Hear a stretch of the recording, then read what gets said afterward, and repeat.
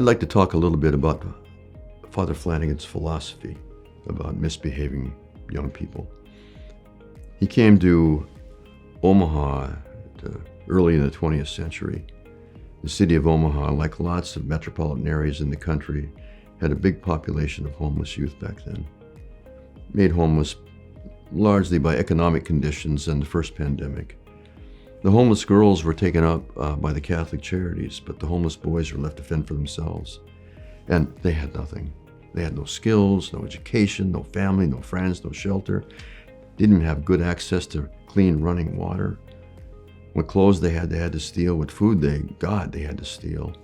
And people in Omaha back then, they thought these were some bad boys. These are really bad boys. Father Flanagan took a big chance, and he had a handful of them come and live with him. And then he got up in his soapbox, which was huge because he was a public relations genius, and he said to the world, there's no such thing as a bad boy. Only bad environment, bad modeling, and bad teaching. In other words, bad circumstances. These are boys to whom a lot of bad things have happened, and as a result, they've learned to do bad things just to survive in this world. And what we're going to do now is we're going to teach them to do good things to survive in this world, which is exactly what he started doing then, and it's what we're doing now. And by taking that stand, he ushered into the world a way of thinking about problem behavior that didn't exist before. This idea, this behavior as a function of circumstances idea, it's the most powerful idea ever invented by mankind for understanding, knowing about, and dealing with problematic human behavior. It's revolutionary because it doesn't attribute the source or the cause of the problem to the misbehaving person, him or herself, but to what has happened to that person over the course of their life up to the exhibition of the problem. Thus and this is the most powerful thing, it seeks not to fix the blame. It seeks to fix the problem instead. And everything this way of touching, or everything this way of thinking, touches, improves. It's done more for persons with neurodevelopmental differences than any idea we've ever invented. It's emptied the human warehouses in this country where we used to have those folks living.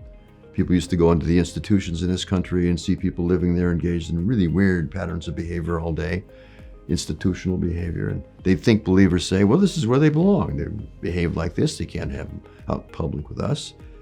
And people endowed with Father Flanagan's way of thinking, this circumstantial perspective, came along and said, no, that's not right. The reason they're engaged in institutional behavior is because they're in an institution. Get them out of the institution into more normalized circumstances, they'll start exhibiting more normalized behavior, which is exactly what happened. Or let me use a more colloquial example.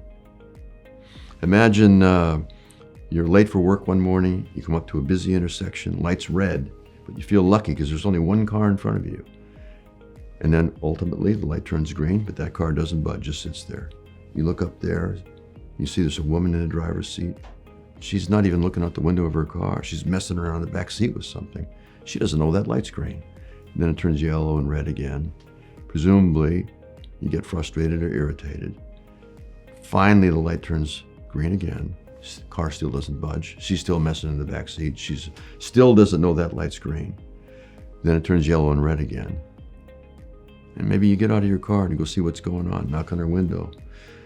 She looks up at you, the window comes down, you see tears in her eyes, and then you peer into the back seat.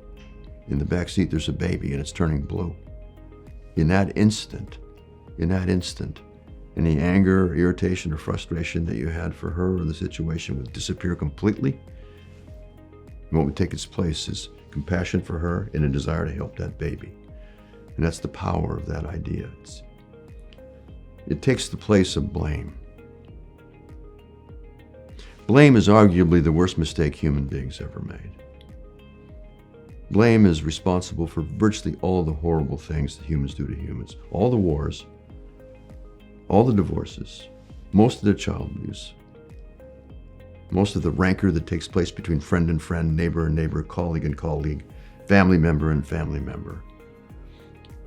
If we could even reduce blame in this world, it would make the world a better place. And if we could spread this idea that Father Flanagan started so long ago further and farther into the world would indeed become a better place to live and flourish.